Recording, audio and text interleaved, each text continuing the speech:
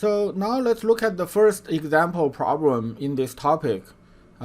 It asks us to write a string class for doubles. So this example problem aims at illustrating a few things. One of them is to write a class ourselves. So we have used the template class like vector and pair. So those class have some method that we can call. So we don't need to know how a vector is internally implemented. We just need to know there are certain methods that we can call on the vector class, like get its size, and using this square bracket operator to access individual elements. And there are actually quite a few other operations that we haven't used yet. So these are implemented somehow underneath, but when we use this, we don't need to know how they are implemented. So this concept is called abstract data type. So it's we talk about data type as defining the behavior, so what we can do with it, instead of how it is actually implemented. So when using a data type, we just need to be aware of what are the public methods, and then we understand what they do, and then we just use them. So yeah, vector, that's a template abstract data type that we use. So this class, they ask us to implement, this problem asks us to implement a class with the following public interface. So the public means that any code can call this method. So there are two constructors. One of them is we provide a string and then create this class myString. So this myString class is sort of a class of dealing with the double values. So you can given a string that represents the double value, you can use this method to get the double value from it. So it will return a double. And you can also provide the double value and tell them what is the number of digits you want after the decimal place, and then it will generate a string based on that. So it can convert between a string representation with double value and the double value, so back and forth. And this also provides a method called split, where you can provide one single character, a delimiter, which will, so this function will spread the string using space. So basically things that do not include the white space will be, so they will chop up a string, separating them using white space, and each of them become a shorter token. So that those are returned as a vector of my string. And also we want to show how to this stream output operator less than works by implementing one for this less than operator on my string class. So once we have that, we can directly write cout less than x if x is a object in this my string class. So yeah, so this is operator. So this operator is it takes two things, because when we do cout less than x, so the left part is actually a string, so output string, and the right part is another value, expression value. So here we want to tell the compiler what code to use when the right part is a myString object, and it will output something, and then it will return another output string, because we can chain this less than output operator. So this is so this gives the constructor a little bit more information about the constructor, and I want to explain the concept of member initializer list. So maybe let's look at this this code a little bit. So in the implementation, I actually use a vector of char, vector of characters, and that's called D. So this is the one that actually stores the data, and this is marked as a private. then only code inside the class can directly access this this variable d. A code outside this class can only use a public method. They cannot access d directly. So this prevents people from messing up with the d I have. So if I have inherent invariants I want to maintain, then I can ensure that. This is concept called the encapsulation. So these are things that are the private part are hidden, so only the public part can actually change those. So d is a known as a member variable. So it's a member of this class. So for every my string, we'll have inside it will have a d. And when I create a new class, I can initialize these member variables outside the function body using this column syntax. So this is a constructor, and the column says, well, I want to initialize the d and with this size. So this is no different from that. This is similar to writing vector char d and then this size.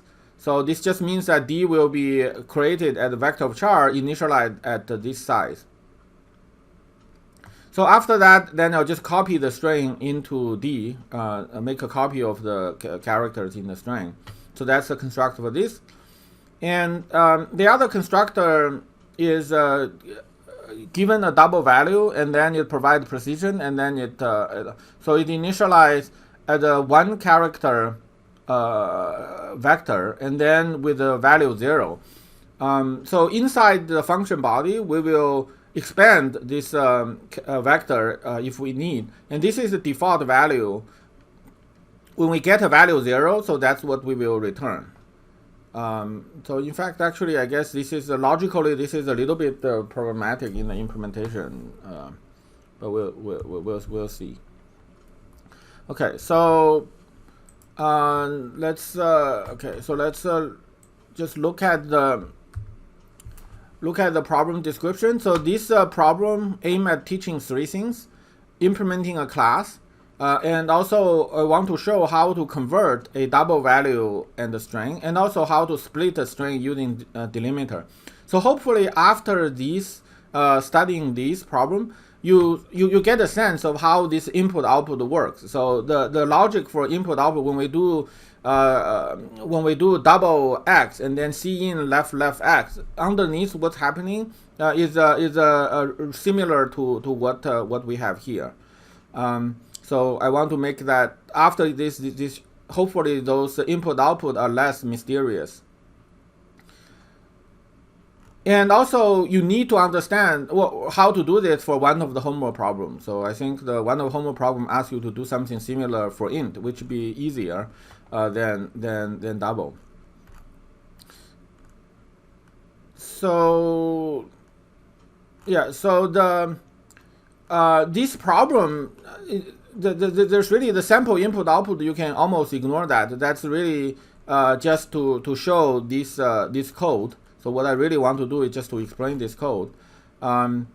So yeah, I have some testing for the class of printing out the my string object initialized with a double value. And as you can see, the first one, negative 0.999 with a 6 digit, that becomes this negative 0.999000. So my particular implementation omit the 0 in front of a decimal point. And the second one is this with 4 decimal points. So this is just a little bit simple testing of the logic of my string. And so another thing I want to explain is this part. So I first reading an integer. So the input file start with one integer and then followed by multiple lines. Each of the lines have some double value. So for example, if let's look at the sample input 0. So 3 tells them there's 3 lines, and each line has some number of double value. So this first line has 3, the second line has 2, the last line has 2. And other sample input, I was lazy to turn them into double value. They're just integer value, but that's the integer value are also double value, so that will be fine. So then to parse this input, first we do the thing we always do is to reading a number n. Then we read 3 lines separately, and for each of the lines, we're going to split them using the method, using the white space, and then for each of this part, we will convert that into a double value. And then I think I do something like either multiply them and then add it up, or I think that's what I do, and then output the answer. So, but one thing we need to note is actually, so one thing is to reading a line, this is what we do. So from cin, if we want to read a line, we declare a variable of a string type. So this is a C++ standard STL string. And then I'll call this, and then this line will be will have the value of that line. However, I actually have to have this extra this get line in the beginning, because after I read in this integer, the number 3 in the sample input, then I'm actually stopping before the end of line. Because I asked to read 1 integer, they gave me 1 integer, and then if you think about, I have a particular pointer point to where I'm going to read the next. That pointer will be before the end of line for the first line. So when I call this, I actually just go through that, and then because there's nothing after 3 in that line, I get an empty line. So I have to consume that empty line. Then the next one, I will actually read the second line. So if I don't have this, then the first time I read it, I'll get an empty line here. So then that will be incorrect. So this is something of a mixing this parsing integer directly versus reading a line. We need to be careful with that. So the code is we reading a line and then we split it. So we create, given a C++ string line, we create a new my string, and then I do split and get back the vector. Then for every my string value in the vector, I will get the double value and then multiply this and then add it together and then output. So this part do not really matter. I can choose any logic I want to. So so how do we do the split? So the split is relatively straightforward. So we can pass in a delimiter, and if we don't pass in delimiter, the default value is white space. So actually, I guess I pass in here, but because of this, I can actually get rid of that white. So yeah, so this is accepted. If we remove this, this should also be correct. Yes. So because we have this provide the default value for this argument. So if one is when you call this split, if it's not delimiter is not provided, then we'll use white space. So inside the split, I think the logic is fairly straightforward. It's a little bit similar to the social distancing code earlier. So you keep scanning until sometime you want to see the white space, sometime you want to see characters that are not white space. So it will create sub strings, new my string objects by taking the character from the current my string object. So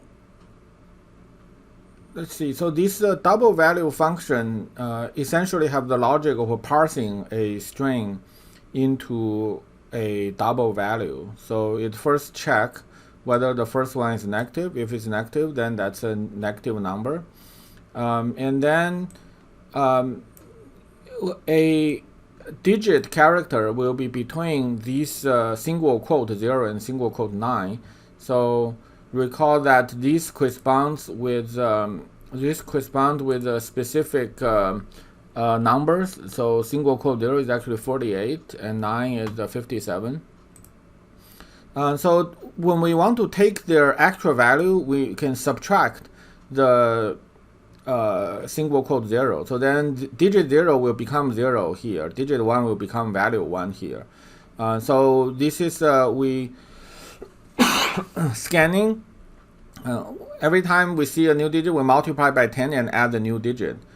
And if they're fraction part, then while we read, we will add the contribution of the new digit divided by the position value. So this or multiplied by position value, which is 1 divided by this representing the position, which keep multiplied by 10. So that's how we parse string into a double value. The part of generating the string representation of a double value is actually harder. I'm actually not totally sure this will be stable and correcting for all numbers, but this is one way to do it, is to use this function in which header. So this is math.h, which will split a number into an integer part and a fraction part, but they're both represented as a double. So given a double value, when we call this, then it will return the fraction part. And because we use call by reference here, the int part will be assigned inside the function to be the integer part of this value. So in this code, I first compute how many digits it will need for the part for the integer part. So how many digits it will need, and then that will decide how long this string needs to be. And then this part will handle the integer part. So it will first do divide by 10, and then compute what's the number after division by 10, and that number multiplied by 10, and then I use this int part subtracts that. So this is for example, if int part start at 12, then this 1/10 will be 1.2, and then this t int will be 1. T int will be 1, so then this will be 12 minus 10, which will be 2, so which is the last digit, which is exactly what I want. So I add this to convert that into a character, and then the next one I will be working with this t int 1. So at this point, what we have is a t int is 1, t frac is 0.2. So then when I adjust with 1, then this process will give me a digit of 1. So then I will print digit of 2 and then print digit of 1, and then I go front. And this part will generate the fraction part. Okay. Let's see whether there's anything else I want to explain here. Parsing the string to double. So that's it.